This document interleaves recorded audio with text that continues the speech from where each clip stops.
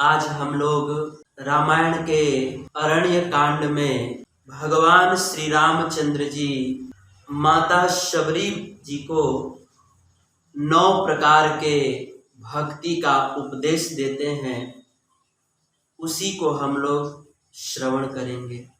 कल हम लोगों ने श्रवण किया कि प्रथम और दूसरी भक्ति क्या है। पहली भक्ति क्या है? पहली भक्ति है भगवान के भक्तों का संग करना। दूसरी भक्ति है अपने कान से भगवान की कथा सुनना। तो ये जो 2 प्रकार की भक्ति है, इसके ऊपर हम लोगों ने 2 दिनों में बहुत विस्तार से चर्चा किया। आज जो है हम लोग तीसरे भक्ति के ऊपर चर्चा करेंगे। तीसरी भक्ति क्या है? राम जी मां शबरी जी को कहते हैं, गुरुपद पंकज सेवा तीसरी भक्ति अमान, चौथी भक्ति मम गुणगन करें कपट तजी ज्ञान। भगवान राम माता शबरी जी को कह रहे हैं कि हे मां, गुरु के चरण कमलों की सेवा करना यही तीसरी भक्ति है। गुरुपद पंकज सेवा तीसरी भक्ति अमान। गुरु के चरण कमलों की सेवा करना यही तीसरी भक्ति है। इसीलिए हम सब लोगों को जो है अपने गुरु के चरण कमलों की सेवा करनी चाहिए। सबसे पहले तो हम सबके जीवन में एक गुरु होना चाहिए। क्यों? तो गुरु के चरण कमलों की सेवा तो तब करेंगे ना जब हमारे जीवन में गुरु होंगे। जब हमारे जीवन में गुरु ही नहीं है तो हम सेवा किसकी करेंगे? इसीलिए सबसे पहले तो हम सबके जीवन में एक गुरु होना चाहिए। क्यों गुरु होना चाहिए? क्योंकि गुरु के बिना जो है आदमी का जीवन गोरु के समान होता है। गोरु यानी पशु के समान होता है, जानवर के समान होता है। इसीलिए हम सबके जीवन में सबसे पहले तो एक गुरु होना चाहिए। कहते हैं कि जब हमारे जीवन में किसी शुद्ध प्रामाणिक गुरु का आगमन होता है, तभी वास्तव में सच्चे अर्थों में हमारा जीवन शुरू होता है। बिना गुरु के सच्चे अर्थों में हमारा जीवन शुरू ही नहीं होता है। गुरु के हमारे जीवन में जब तक गुरु नहीं होते हैं तब तक वो हमारा जीवन जो है ना मरण के समान होता है। वह जीवन अंधकार से भरा हुआ होता है। इसीलिए जब हमारे जीवन में किसी सच्चे गुरु का आगमन होता है, तभी वास्तव में सच्चे अर्थों में हमारा जीवन शुरू होता है। इसीलिए हमारे जीवन में सबसे पहले तो एक गुरु होना चाहिए। और हमारे जीवन में गुरु इसलिए भी होना चाहिए क्योंकि हमारे शास्त्रों में लिखा है कि अगर बिना गुरु के आश्रित हुए बिना अगर हम कोई भी बड़ा से बड़ा धार्मिक कार्य करते हैं ना, तो वह बड़ा से बड़ा धार्मिक कार्य भी असफल हो जाता है, निष्फल हो जाता है। हमारे शास्त्रों में भगवान शिव जी मां पार्वती जी को ये बात कहते हैं, अदीक्षितस्य वामोरु कृतं सर्वं निरर्थकं पशु योनिमाप्नोति दीक्षाहीनो नरोत्तमः। शिव जी मां पार्वती जी को कहते हैं कि हे देवी, इस संसार में गुरु का आश्रय ग्रहण किए बिना कोई व्यक्ति कितना भी बड़ा से बड़ा धार्मिक कार्य करे, कितना ही बड़ा से बड़ा पवित्र अनुष्ठान क्यों न करे, बिना गुरु के आश्रय ग्रहण किए अगर कोई कितना भी बड़ा कार्य करता है, वह सारा कार्य जो है निष्फल हो जाता है। जितना भी हम व्रत करते हैं, साधना करते हैं, सब निष्फल हो जाता है। इसीलिए हम सबके जीवन में सबसे पहले तो एक गुरु होना चाहिए, और हम सबके जीवन में गुरु इसलिए भी होना चाहिए क्योंकि जीवन का सबसे बड़ा उद्देश्य क्या है? जीवन का सबसे बड़ा उद्देश्य है भगवान को प्राप्त करना। जीवन का सबसे बड़ा उद्देश्य है भगवान को पाना, और बिना गुरु के, और शास्त्र कहते हैं कि बिना गुरु के जो है हमको भगवान की प्राप्ति कभी भी नहीं हो सकती। इसीलिए हम सबके जीवन में एक गुरु का होना बहुत जरूरी है। हमारे शास्त्रों में लिखा है, गुरु बिनु भव निधि तरई न कोई, गुरु बिनु भव निधि तरई न कोई, जो बिरंची शंकर सम होई, जो बिरंची शंकर सम होई।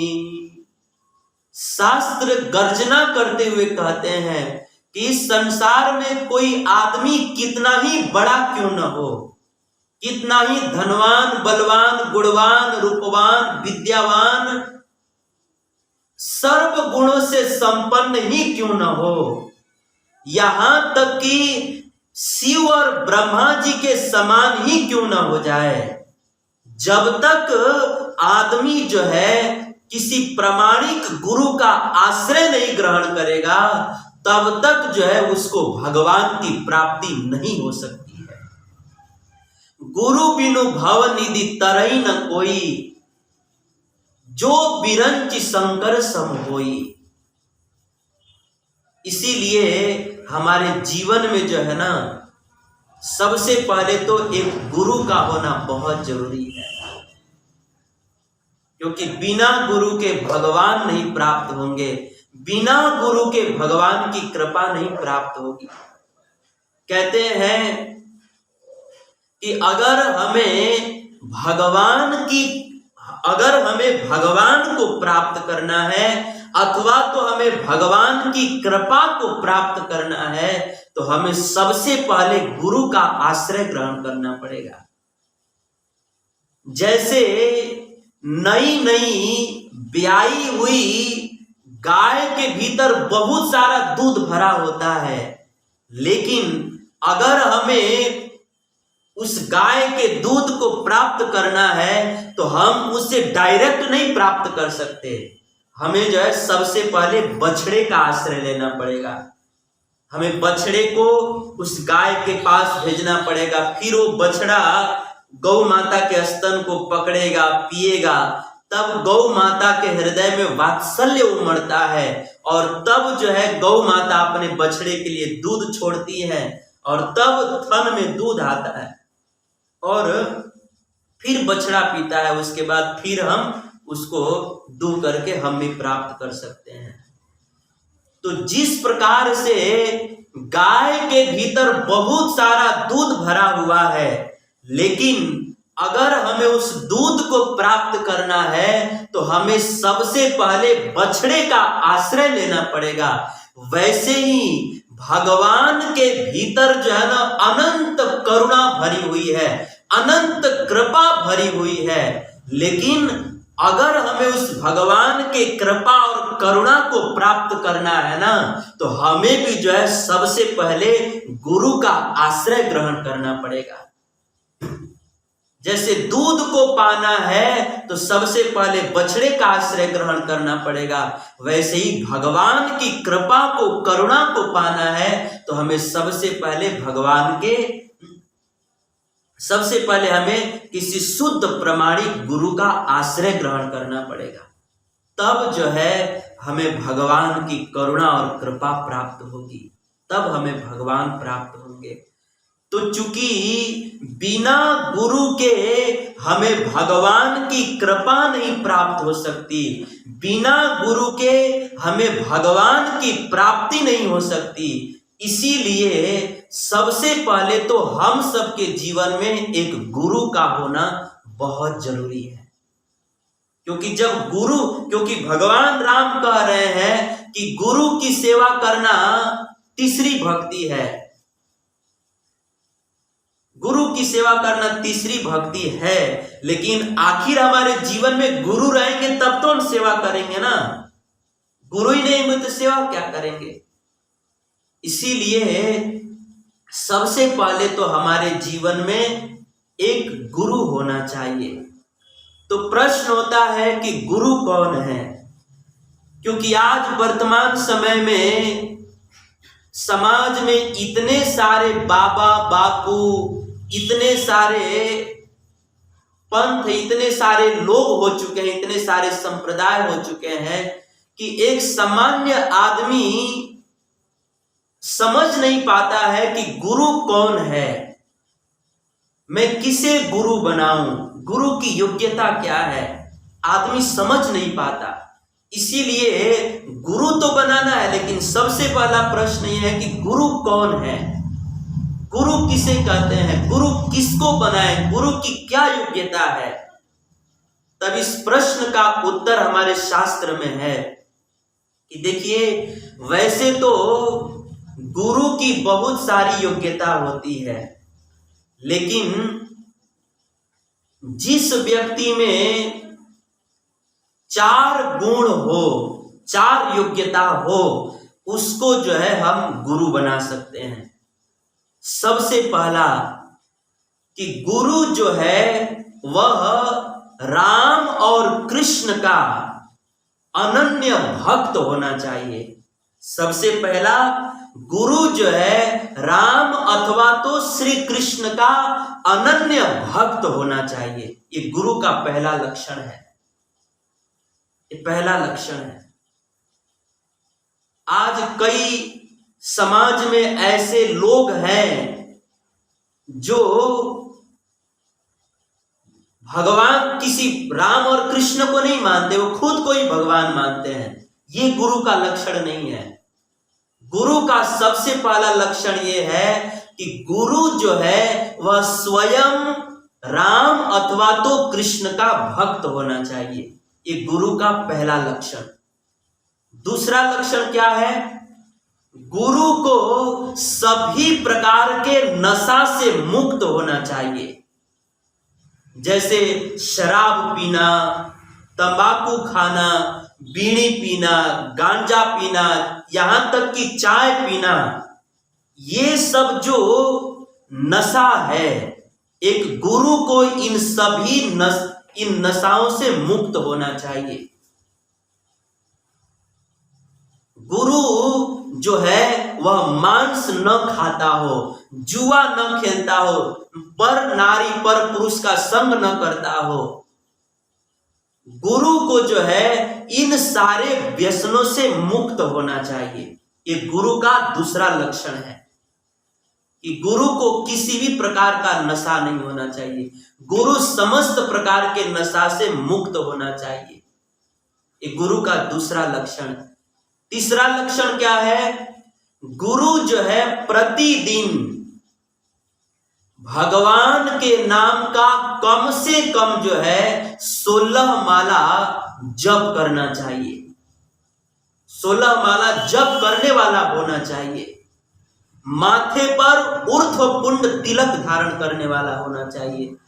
वैष्णव वेशभूषा धारण करने वाला होना चाहिए, न कि पैंट शर्ट पहन करके घूमने वाला गुरु हो सकता है।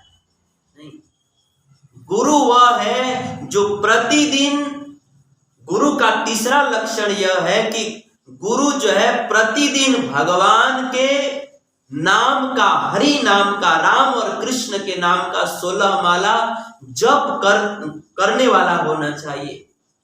माथे पर ऊर्ध्वपुंड तिलक धारण करने वाला होना चाहिए, गले में तुलसी धारण करने वाला होना चाहिए और अपने शरीर पर वैष्णव वेशभूषा धोती और कुर्ता धारण करने वाला होना चाहिए और प्रतिदिन गीता, भागवत, रामायण जो हमारे सनातन सदग्रंथ हैं उन सारे सदग्रंथों का अध्ययन करने वाला होना चाहिए।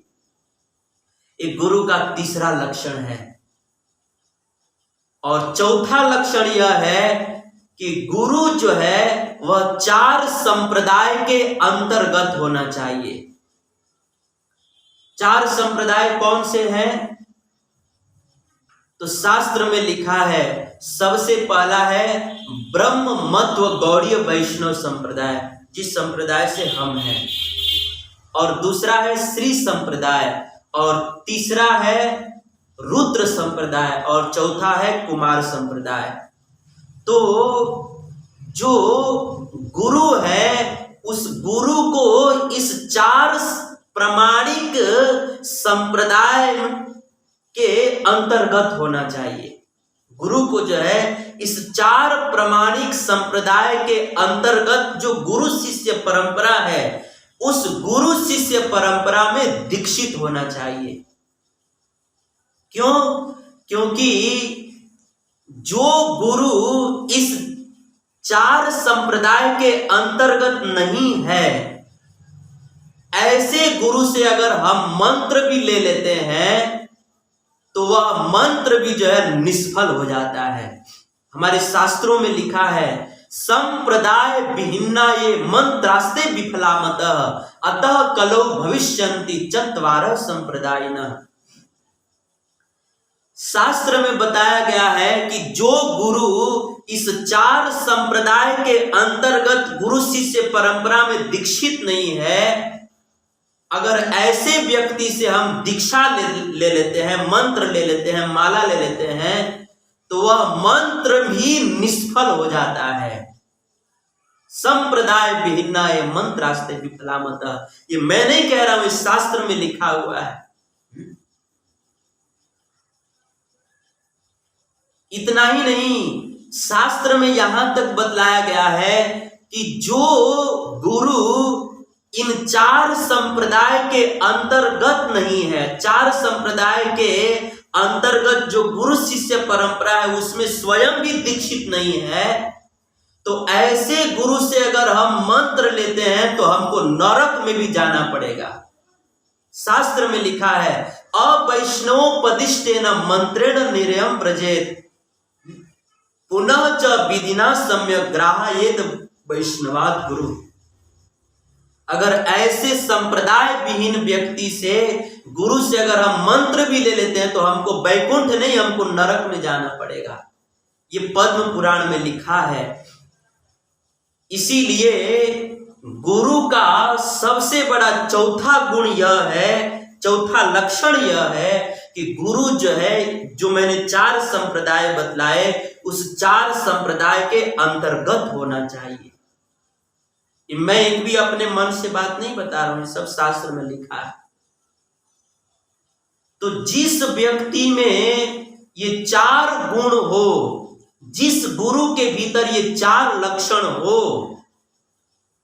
जो स्वयं को राम और कृष्ण का भक्त मानता हो, जो स्वयं राम कृष्ण की भक्ति करता हो, जो स्वयं अनेक सभी प्रकार के नशा से, व्यसनों से मुक्त हो, जो स्वयं जो है प्रतिदिन 16 माला भगवान के नाम का जप करता हो, माथे पर ऊर्ध्वपुंड तिलक धारण करता हो, हमेशा वैष्णव वेशभूषा में रहता हो, जो प्रतिदिन सनातन सदग्रंथों का अध्ययन करता हो और जो 4 संप्रदाय के अंतर्गत हो, ऐसा जो गुरु है, जिस व्यक्ति में, जिस गुरु में चारों लक्षण घटित होते हैं, उस व्यक्ति को हम अपना गुरु बना सकते हैं। उस व्यक्ति को हम अपना गुरु बना सकते हैं। अब कोई व्यक्ति प्रश्न कर सकता है कि हमने ऐसे व्यक्ति को गुरु बना लिया जिस व्यक्ति में ये चारों गुण नहीं है, तब हम क्या करें? आप कहते हो कि शास्त्र में लिखा है कि जिसमें 4 गुण हो उसी को गुरु बनाना चाहिए, लेकिन हमने तो ऐसे व्यक्ति को गुरु बना लिया जिसमें ये चारों गुण नहीं है, या 1-2 गुण है बाकी के 2 गुण नहीं है। तब हम क्या करें?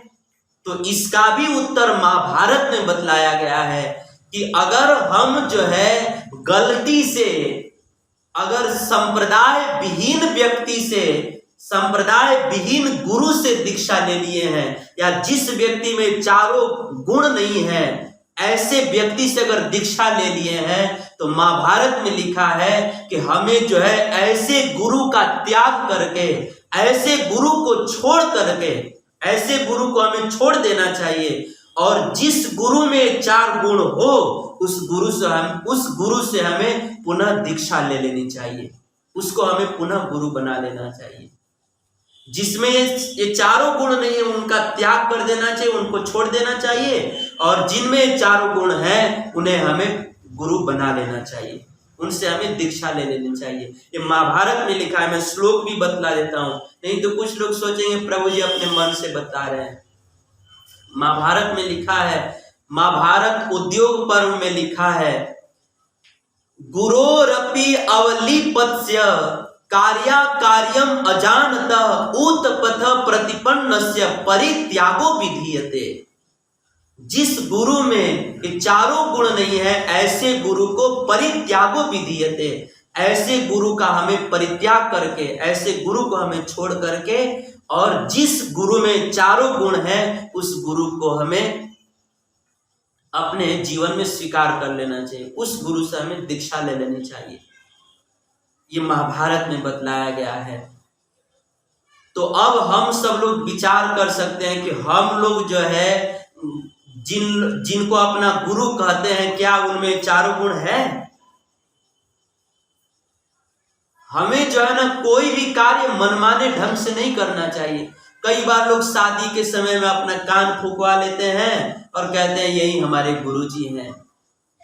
हाँ, एक अपने स्थान पर उनका आदर है, अनादर नहीं है, लेकिन जिस व्यक्ति, शास्त्र कहता है कि जिस व्यक्ति में 4 गुण नहीं है वो व्यक्ति हमारा गुरु नहीं हो सकता।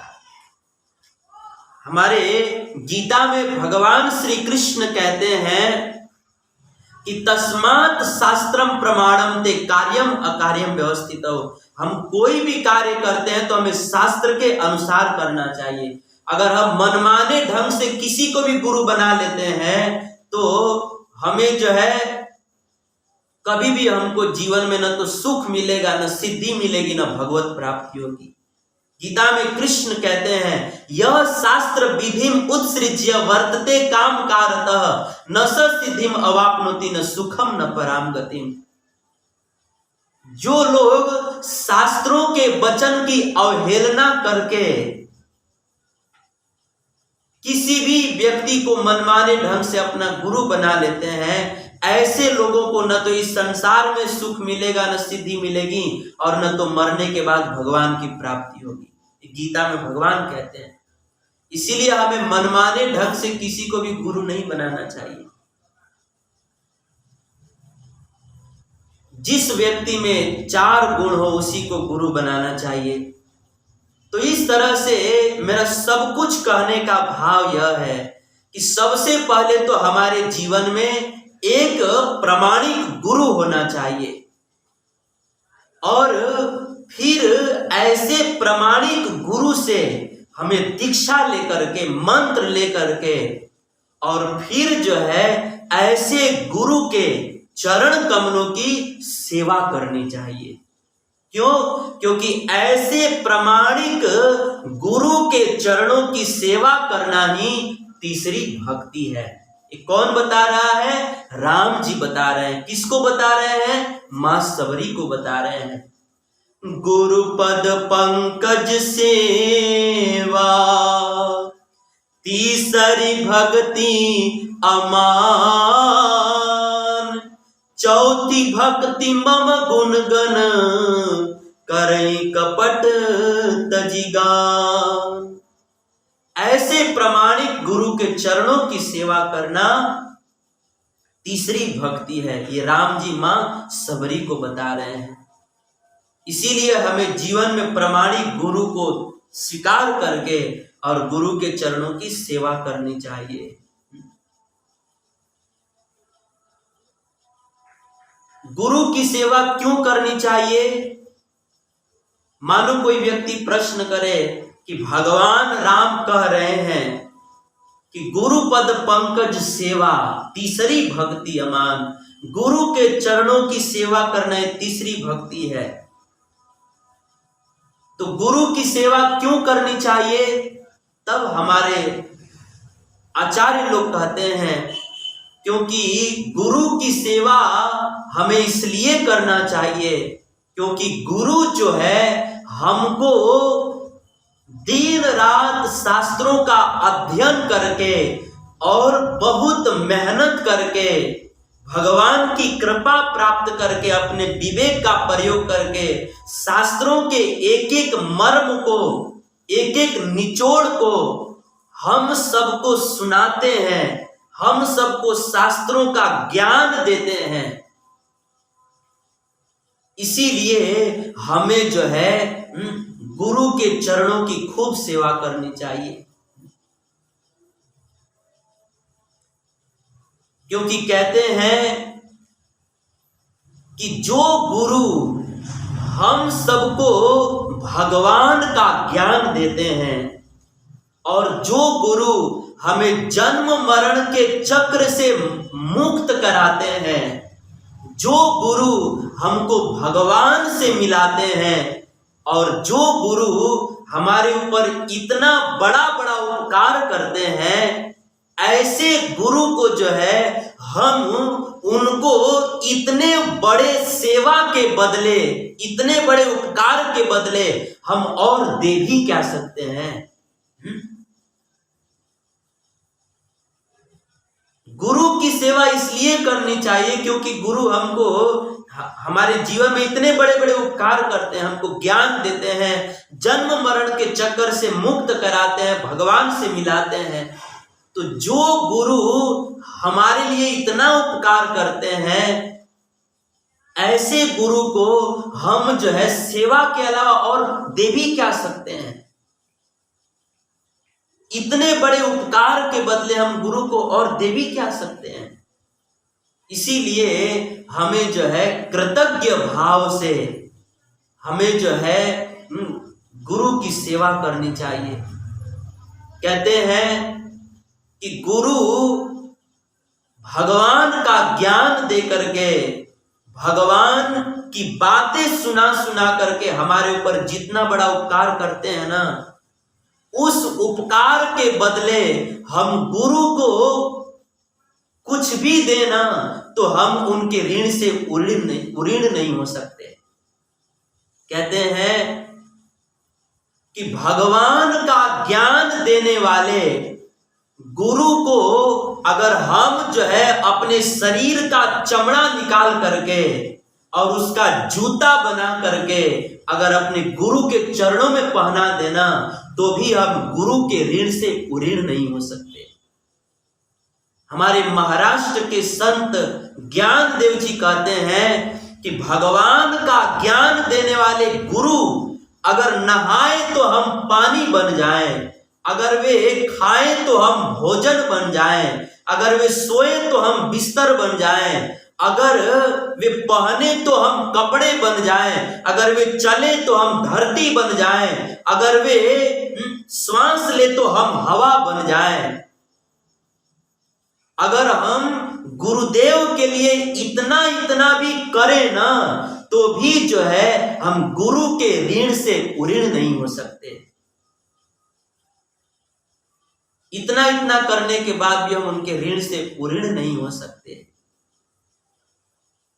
इसीलिए हमें जो है विनम्र भाव से, कृतज्ञ भाव से भगवान का ज्ञान देने वाले गुरु को, गुरु की हमेशा सेवा करनी चाहिए। और सेवा में भी जो है ना केवल खिलाना पिलाना, चरण दबाना, कुछ धन से सहायता कर देना, इतना ही नहीं। आजकल के जो लोग हैं सेवा का मतलब यही समझते हैं कि घर पर बुला करके प्रसाद पवा दीजिए, चरण धो दीजिए, दंडवत प्रणाम कर दीजिए, माला पहना दीजिए, आरती उतार दीजिए और कुछ अच्छे अच्छे प्रसाद पवा दीजिए, कुछ दक्षिणा दे दीजिए, बस यही गुरु की सेवा है। नहीं, गुरु की सेवा यह भी है, यह भी करना चाहिए, लेकिन केवल गुरु की सेवा केवल इतनी ही नहीं है कि बस खिला देना, पिला देना, कुछ धन दे देना, यही गुरु की सेवा नहीं है। गुरु की जो सेवा मिल जाए हमें वह सेवा करनी चाहिए, जो सेवा मिल जाए वह।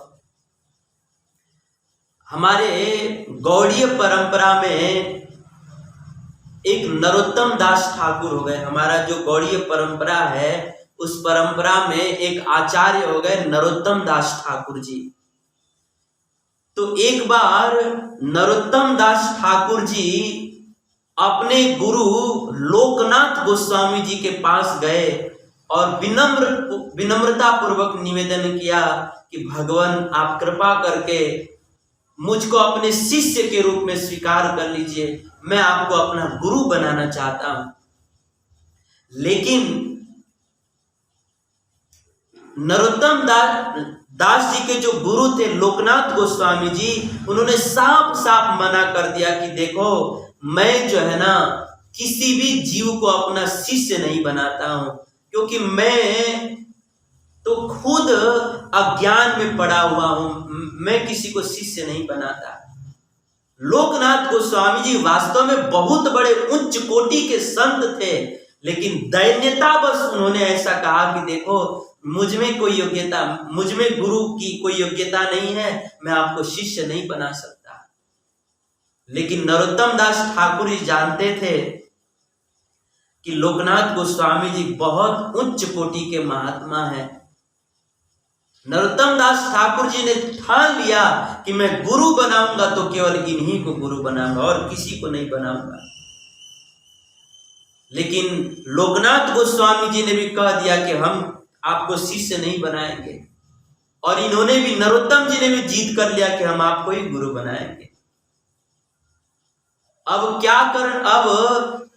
नरोत्तम दास ठाकुर जी क्या करने लगे? लोकनाथ गोस्वामी जी को अपना गुरु बनाने के लिए उन्होंने लोकनाथ गोस्वामी जी की सेवा करना शुरू किया। और सेवा में खिलाने पिलाने की सेवा नहीं करते थे। नरोत्तम दास ठाकुर जी जो है अपने गुरु लोकनाथ गोस्वामी जी का मलमूत्र साफ करते थे। प्रतिदिन उनके गुरु लोकनाथ गोस्वामी जी जहां पर मल त्यागने के लिए जाते थे, उस स्थान को नरोत्तम दास ठाकुर जी उनके गुरु जाए उससे पहले ही जाकर के पूरा साफ कर देते थे और उनके लिए वहां पर जल रख देते थे। इस तरह से प्रतिदिन अपने गुरु के मलमूत्र की सफाई करते थे, उस स्थान की सफाई करते थे। लेकिन एक दिन लोकनाथ जी ने विचार किया कि मैं रोज शौच करने जाता हूं, लेकिन रोज कौन आकर साफ कर देता है, कैसे सफाई हो जाता है। तो एक दिन जो है लोकनाथ गोस्वामी जी वह छुप करके समय से पहले ही वहां चले गए और जाकर देखे तो क्या देखे कि नरोत्तम दास ठाकुर जी जो है आंखों से अश्रु बहाते हुए, मुख से भगवान का नाम करते हुए, जप करते हुए अपने गुरु के मलमूत्र की सफाई कर रहे थे। जब लोकनाथ गोस्वामी जी ने नरोत्तम दास ठाकुर के भीतर ऐसी दैन्यता और ऐसा सेवा और ऐसा समर्पण देखा, तो इच्छा न होते हुए भी लोकनाथ गोस्वामी जी ने नरोत्तम दास ठाकुर जी को अपने शिष्य के रूप में स्वीकार कर लिया। और लोकनाथ गोस्वामी जी ने अपने पूरे जीवन में केवल एक ही शिष्य बनाए, नरोत्तम दास ठाकुर को, दूसरा शिष्य बनाए ही नहीं। तो ये इसी कलिकाल की घटना है, हमारे गौड़ीय परंपरा की घटना है। आज से समझिए कि चैतन्य महाप्रभु के जाने के थोड़े ही दिनों के बाद की घटना है, मतलब 300-400 साल पहले की घटना है। तो कहने का भाव यह है कि नरोत्तम दास ठाकुर जी ऐसा नहीं कि गुरु जी को केवल बस खिलाना पिलाना पानी पिलाना यही सेवा करते थे, नहीं। नरोत्तम दास ठाकुर जी गुरुदेव के मलमूत्र की भी सफाई करते थे। मतलब एक शिष्य को केवल ऐसा ही नहीं होना चाहिए कि बस केवल हम गुरुदेव को दंडवत कर दें, माला पहना दें, प्रसाद पवा दें, कुछ दक्षिणा दे दें, बस खत्म हो गया। नहीं, गुरु की छोटी से छोटी सेवा, बड़ी से बड़ी सेवा भी करने के लिए तैयार रहना चाहिए। हमें जो है गुरु की सेवा खूब निष्ठा से करनी चाहिए। जैसे आप सब लोगों ने समर्थ रामदास जी का नाम सुना होगा, जो छत्रपति शिवाजी महाराज जी के भी गुरु थे। समर्थ रामदास जी जो हनुमान जी के अवतार माने जाते हैं। तो समर्थ रामदास जी के एक शिष्य थे और बड़े सेवा भावी शिष्य थे। अपने गुरु की सेवा करने के लिए तो दिन रात जो है जान भी देने के लिए तैयार रहते थे। गुरु से उनको बहुत प्रेम था और गुरु के चरणों में बहुत निष्ठा पूर्वक सेवा करते थे। अब एक दिन की बात है कि समर्थ रामदास जी जो है वह वृद्ध हो गए, और वृद्धावस्था में तो आदमी का पूरा दांत निकल जाता है। तो समर्थ रामदास जी का भी पूरा दांत निकल गया था, लेकिन रामदास जी को जो है भगवान का जो अर्पित किया गया पान होता है, उस पान को खाने में बड़ी निष्ठा थी। भगवान का जो प्रसादी पान होता है, उस पान को खाने में समर्थ रामदास जी की बड़ी निष्ठा थी। तो प्रतिदिन जो है समर्थ रामदास जी भगवान का प्रसादी पान ग्रहण करते थे। अब एक दिन क्या हुआ कि उस पान प्रसाद में जो है ज्यादा चूना मिक्स हो गया था, और ज्यादा चूना मिक्स होने के कारण जब रामदास जी ने उस पान को खाया तो वो चूना से जो है उनका पूरा जो अंदर का जीभ है वो सब कट गया, उनका पूरा जबड़ा कट गया। अब समर्थ रामदास जी के जो शिष्य अपने गुरु को ये पान देने की सेवा करते थे ना, जब उन्होंने ये सुना कि पान में थोड़ा ज्यादा चूना होने के कारण गुरुदेव का जीभ कट गया है, उनका जबड़ा कट गया, तो उनको बहुत दुख हुआ।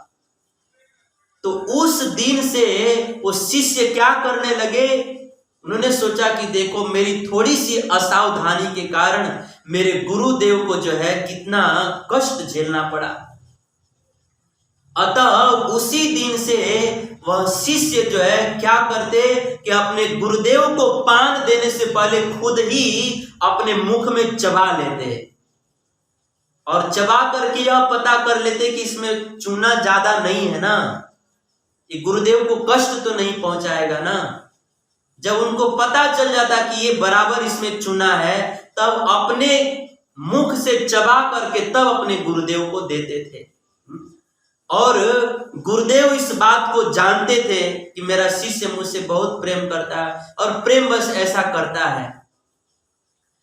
अब एक दिन की बात है कि जब वह शिष्य जो है अपने मुख से चबा करके और वह पान रामदास जी को दे रहा था, तो किसी आदमी ने देख लिया और जा करके छत्रपति शिवाजी महाराज जी से कह दिया कि महाराज, आपके जो गुरुदेव है ना समर्थ रामदास जी, वो आपके गुरुदेव को एक चेला है, वो अपने मुख से कूच करके चबा करके आपके गुरुदेव को पान देता है।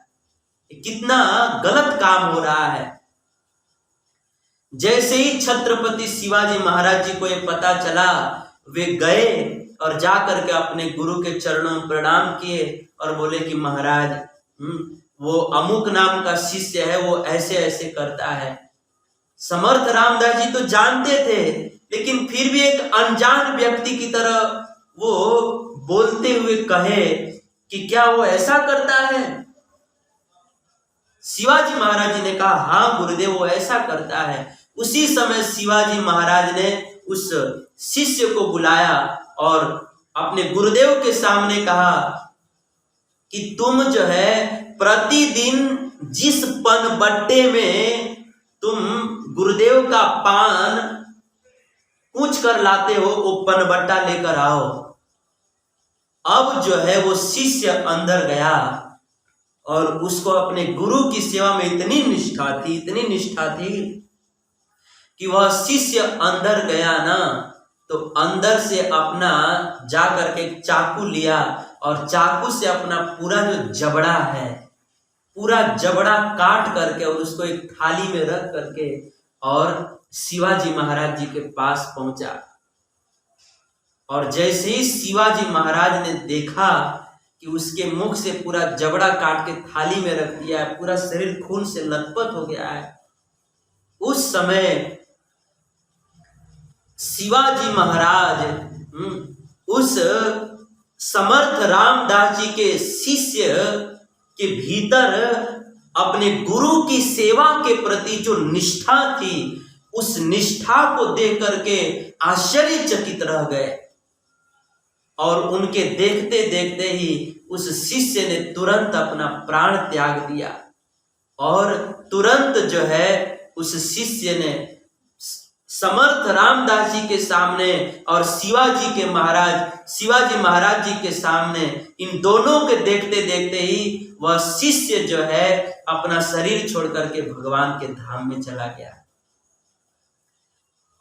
तो प्रसंग बड़ा है, कहने का भाव यह है कि वास्तव में एक गुरु के चरणों में गुरु के सेवा में कैसा निष्ठा होना चाहिए, ये समर्थ रामदास जी के शिष्य से सीखना चाहिए।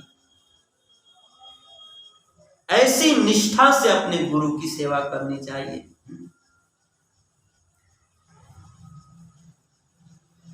ऐसी निष्ठा से सेवा करनी चाहिए। क्यों ऐसी निष्ठा से सेवा करनी चाहिए?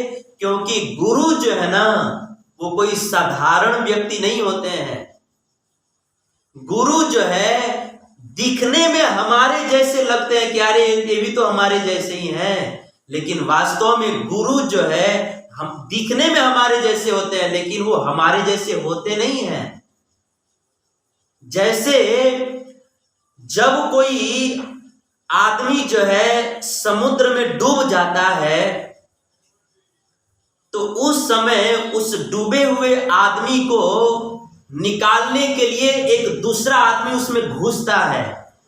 तो दूर से देखने पर ऐसा लगता है कि दोनों ही डूबे हुए हैं, है ना। दूर से देखने पर ऐसा लगता है कि दोनों ही डूबे हुए हैं, लेकिन बुद्धि से विचार किया जाए तो वास्तव में एक डूबा हुआ तो एक ही है, दूसरा तो उसमें निकालने के लिए घुसा हुआ है ना। डूबा हुआ तो एक ही है लेकिन दूसरा जो है उसको निकालने के लिए घुसा हुआ है। ठीक इसी प्रकार जो है ना इस संसार में हम सब जीव जो है ना वो संसार सागर में डूबे हुए हैं और गुरुदेव जो है इस संसार में डूबे हुए नहीं हैं। हम डूबे हुए जीवों को निकालने के लिए संसार सागर में घुसे हुए हैं। जैसे समुद्र में कोई डूबा है तो उसको निकालने के लिए कोई ऊपर से घुसता है तो देखने में दोनों एक ही जैसे लगते हैं, लेकिन दोनों में अंतर है क्या कि डूबा हुआ तो एक है, दूसरा उसको निकालने के लिए घुसा हुआ है। इसी तरह से हम सब लोग इस संसार सागर में डूबे हुए हैं, लेकिन गुरुदेव डूबे नहीं होते हैं। गुरुदेव तो हम डूबे हुए जीवों को निकालने के लिए संसार सागर में घुसे हुए हैं। इसीलिए हमें जो है गुरुदेव को अपने ही समान नहीं समझना चाहिए कि अरे ये भी तो हमारे जैसे ही हैं, हमारे जैसे ही बोलते हैं, खाते हैं, सोते हैं, इनको भी नींद आती है, सब कुछ होता है। नहीं, गुरुदेव हमारे जैसे दिखते हुए भी हमारे जैसे नहीं होते हैं, हमसे बहुत अलग होते हैं। गुरुदेव जो है साक्षात भगवान होते हैं। हमारे शास्त्रों में लिखा है ना, साक्षात हरित्वेन समस्त शास्त्रे। गुरुदेव कोई साधारण व्यक्ति नहीं होते, गुरुदेव साक्षात भगवान होते हैं। इसीलिए तो हमारे शास्त्रों में कहा जाता है ना, गुरुर्ब्रह्मा गुरुर्विष्णु गुरुर्देवो महेश्वरा गुरुर साक्षात परब्रह्म तस्मै श्री गुरुवे नमः। गुरु को हमारे शास्त्रों में साक्षात परब्रह्म कहा गया है। इसीलिए हमें जो है गुरु को कोई सामान्य व्यक्ति नहीं समझना चाहिए, हमें यही समझना चाहिए कि गुरुदेव जो है साक्षात भगवान है। और भगवान समझ करके गुरुदेव के चरणों में हमें भगवत बुद्धि रह करके साक्षात भगवान मान करके हमें उनकी सेवा करनी चाहिए, क्योंकि गुरुदेव साक्षात भगवान ही होते हैं। भगवान ही इस संसार में गुरु के रूप में प्रकट होते हैं। इसीलिए तो बड़े बड़े महापुरुष लोग जो है ना, अपने गुरु को गुरुदेव कहकर नहीं पुकारते हैं, अपने गुरु को भगवान कहकर पुकारते हैं। हे भगवान, भगवान कहकर पुकारते हैं। और केवल पुकारते ही नहीं, गुरुदेव को भगवान मानते भी हैं। जैसे सूरदास जी, हमारे सूरदास जी के चरित्र में वर्णन है कि जब सूरदास जी अपना शरीर छोड़ रहे थे, उस समय कुछ शिष्यों ने, कुछ लोगों ने बड़ी विनम्रता पूर्वक प्रश्न किया कि महाराज, आपने पूरा जीवन जो है भगवान कृष्ण का ही भजन लिखे, लेकिन अपने जीवन में आपने एक भी भजन अपने गुरु का नहीं लिखा, ऐसा क्यों? आपने अपने पूरे जीवन भर जो है केवल कृष्ण का ही भजन लिखे, लेकिन अपने गुरु का एक भी भजन नहीं लिखा, ऐसा क्यों? ऐसा क्यों? उस समय सूरदास जी ने बहुत सुंदर बात कही। सूरदास जी ने कहा कि देखो, मैं जो है ना भगवान कृष्ण को और अपने गुरु को कभी भी अलग माना ही नहीं। मैं तो उन दोनों को एक ही मानता हूं। अब अलग अलग मानता तब तो कृष्ण के लिए अलग अलग भजन लिखता और गुरु के लिए अलग भजन लिखता। मैं उन दोनों को अलग मानता ही नहीं था। मैं तो उन दोनों को कृष्ण और गुरु, कृष्ण को और गुरु को, भगवान को और गुरु को मैं तो एक ही मानता हूं, मैं दो मानता ही नहीं हूं। इसीलिए मैंने जो है गुरु के महिमा में कोई अलग से भजन लिखा ही नहीं।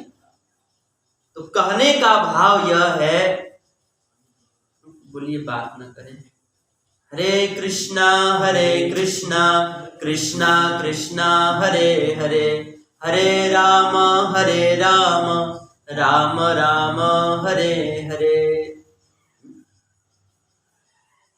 तो गुरुदेव जो है साक्षात भगवान ही होते हैं।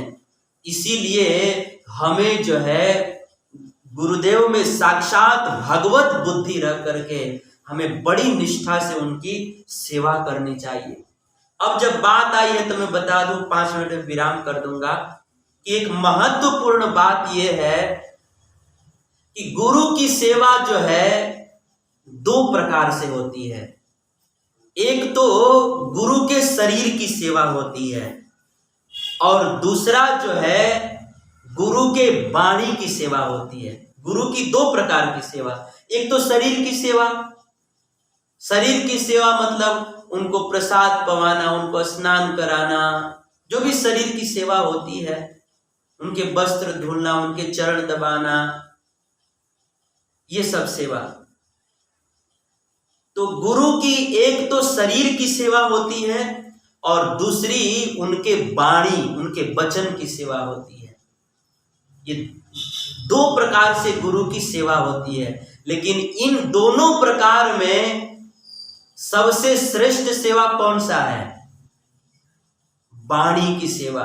इन दोनों प्रकार की सेवा में सबसे श्रेष्ठ सेवा शरीर की सेवा नहीं है। हाँ, शरीर की सेवा करनी चाहिए, शरीर की सेवा का अपने जगह पर उसका महत्व है, लेकिन गुरु के शरीर की सेवा की अपेक्षा उनके वाणी की सेवा करना, उनके आज्ञा का पालन करना, ये सबसे बड़ी सेवा है। हम लोग गुरु के शरीर की खूब सेवा करें लेकिन उनके आज्ञा का पालन नहीं करें तो इससे कोई ज्यादा लाभ नहीं होता है। इसीलिए गुरु के शरीर के सेवा के साथ साथ हमें जो है उनके आज्ञा का भी पालन करना चाहिए। भगवान अपने गुरु के आज्ञा में जो है ना, हमें भगवान के आज्ञा जैसी निष्ठा होनी चाहिए। गुरु जो हमको आज्ञा दे दें, उस आज्ञा में जो है हमको भगवान के आज्ञा जैसी निष्ठा होनी चाहिए कि भगवान ने मुझे आज्ञा दिया है, गुरु ने जो कह दिया है उसे हमें बिना बुद्धि लगाए, बिना तर्क वितर्क किए हमें उसका पालन करना चाहिए। मैं पहले भी कई बार आप लोगों को कथाओं में राजा दशरथ जी का उदाहरण दे चुका हूं। विश्वामित्र जी ने दशरथ जी से कहा कि आप राम जी को दे दीजिए, मैं जंगल में ले जाऊंगा और राक्षस लोग परेशान करते हैं, राम जी उन राक्षसों को मार देंगे, मेरा यज्ञ सफल हो जाएगा, आप हमें राम को दे दीजिए। दशरथ जी जैसे ही सुने कांपने लगे, बोले भगवान मैं सब कुछ दे सकता हूं लेकिन मैं राम को नहीं दे सकता, साफ साफ इनकार कर दिया। उस समय दशरथ जी के गुरु वशिष्ठ जी ने केवल एक बार कह दिया कि दशरथ आप जो है अपने पुत्र राम को विश्वामित्र जी को दे दीजिए। यद्यपि दशरथ जी नहीं देना चाहते थे लेकिन उनके गुरु ने कह दिया कि दे दीजिए, तो फिर एक बार भी सोचे नहीं, अपना बुद्धि नहीं लगाया, तर्क वितर्क नहीं किए, बस गुरु ने कह दिया है ना तो दे दिए। भले मन नहीं था, इच्छा नहीं थी, लेकिन गुरु ने कह दिया तो बस उस आज्ञा का पालन करना है, तुरंत दे दिया। गुरु के वचन में ऐसी निष्ठा होनी चाहिए। बहुत सारे चरित्र मुझे याद आ रहे हैं लेकिन समय भी ज्यादा होने को हो गया है, लेकिन सार बात यही है कि हमें गुरु के शरीर के सेवा के साथ साथ हमें गुरु के आज्ञा का पालन करना चाहिए, ये सबसे बड़ी सेवा है। आप देखिए माता सबरी का हम लोग प्रसंग श्रवण कर रहे हैं, तो माता सबरी जी का उदाहरण ले लीजिए कि जब माता सबरी जी के गुरु मतंग ऋषि इस संसार को छोड़ करके जब भगवान के धाम में जा रहे थे, शरीर छोड़ रहे थे, उस समय माता सबरी जी ने अपने गुरुदेव से पूछा कि भगवान आपके जाने के बाद मेरा क्या होगा, मैं कैसे रहूंगी, मैं कैसे जीवित रहूंगी। उस समय मतंग जी ने सबरी माता से कहा कि बेटी तुम चिंता मत करो, मैं जो है ना आज भगवान के पास मैं जा रहा हूं, लेकिन मैं तुम्हें वचन दे रहा हूं कि तुम जो है मेरे प्रभु राम जी का नाम जप करना। तो इससे क्या होगा कि मैं तो राम जी के पास जा रहा हूं, लेकिन अगर तुम जो है अपने कुटिया में रह करके ही राम जी का नाम जप करोगी ना, तो साक्षात भगवान जो है चल करके तुम्हारे कुटिया में आएंगे। तुम्हें मंदिर में नहीं जाना पड़ेगा, मंदिर में रहने वाले राम चल करके तुम्हारे पास आएंगे। और माता सबरी जी को अपने गुरु के वचन में कितनी निष्ठा थी, कितना विश्वास था। उनके माता सबरी को अपने गुरु के आज्ञा पालन में कितनी निष्ठा थी कि गुरुदेव ने कह दिया और कह करके वो शरीर छोड़ के भगवान के धाम में चले गए। और फिर माँ सबरी जो है भगवान राम की प्रतीक्षा करने लगी। रोज बेर चुन चुन करके लाती और राम जी की प्रतीक्षा करती कि आज राम जी आएंगे, आज राम जी आएंगे, रोज प्रतीक्षा करती। और शास्त्र में लिखा है कि प्रतीक्षा करते करते करते करते माँ सबरी बूढ़ी हो गई। लेकिन माँ सबरी को एक बार महामंत्र बोल लीजिए, बड़ा थकान हो गया।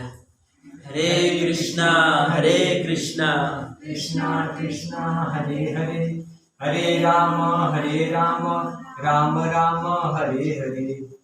माता सबरी भगवान की प्रतीक्षा करते करते बूढ़ी हो गई, जवान से बूढ़ी हो गई, लेकिन फिर भी राम जी नहीं आए। फिर भी माँ सबरी के मन में एक बार भी अपने गुरु के आज्ञा में अविश्वास नहीं हुआ, संशय नहीं हुआ, संदेह नहीं हुआ कि अरे मेरे गुरुदेव कहे थे कि राम जी आएंगे और मैं जवानी से प्रतीक्षा करते करते बूढ़ी हो गई, अभी तक राम जी नहीं आए, मेरे गुरुदेव का वचन झूठा है, हम उनके आज्ञा का पालन नहीं करेंगे। एक बार भी माँ सबरी के मन में अपने गुरु के आज्ञा के प्रति तनिक भी संदेह नहीं हुआ। माँ सबरी ने दृढ़ निश्चय कर लिया कि मेरे गुरुदेव ने आज्ञा दिया है कि राम नाम जप करना है, राम जी आएंगे, मेरे गुरुदेव ने कहा है तो मैं आज्ञा पालन करूंगी, मैं प्रतीक्षा करूंगी और राम जी आएंगे। और सचमुच में राम जी आए। तो कहने का भाव यह है कि अपने गुरु के वचन में, उनके आज्ञा पालन में जो है हम सबको माता सबरी जैसी निष्ठा होनी चाहिए, माता सबरी जैसी निष्ठा होनी चाहिए। ऐसे बहुत सारे उदाहरण हैं। हम सबके जीवन में यही कमी होती है कि हम सब लोग गुरु के शरीर की तो खूब सेवा करते हैं, ठीक है, सेवा करते हैं लोग, उसका सम्मान है, लेकिन गुरु वास्तव में तब प्रसन्न होते हैं जब वास्तव में कोई शिष्य जो है गुरु के आज्ञा का पालन करे, तब गुरु प्रसन्न होते हैं और यही वास्तविक सेवा है। तो इस तरह से हमें जो है गुरु के आज्ञा का खूब निष्ठा से पालन करना चाहिए, गुरु की खूब सेवा करनी चाहिए। क्यों सेवा करनी चाहिए? क्योंकि गुरु की सेवा करनी ही तीसरी भक्ति है, गुरु की सेवा करना ही तीसरी भक्ति है। राम जी कह रहे हैं गुरु पद पंकज सेवा तीसरी भक्ति अमान। गुरु की तीसरी, गुरु के चरण कमलों की सेवा करना ये तीसरी भक्ति है। इसीलिए हमें गुरु की सेवा करनी चाहिए, उनके चरणों की सेवा करनी चाहिए, उनके आज्ञा का पालन करके उनकी सेवा करनी चाहिए। तो इस तरह से भगवान राम जो है माता सबरी जी को सबसे पहले बतला रहे हैं कि संतों का संग करना ये प्रथम भक्ति है, और अपने कान से भगवान की कथा सुनना ये दूसरी भक्ति है, और गुरु के चरण कमलों की सेवा करना ये तीसरी भक्ति है। अब चौथी भक्ति क्या है, पांचवी भक्ति क्या है, छठी, सातवीं, आठवीं और नौवीं भक्ति क्या है, ये हम लोग फिर कल श्रवण करेंगे।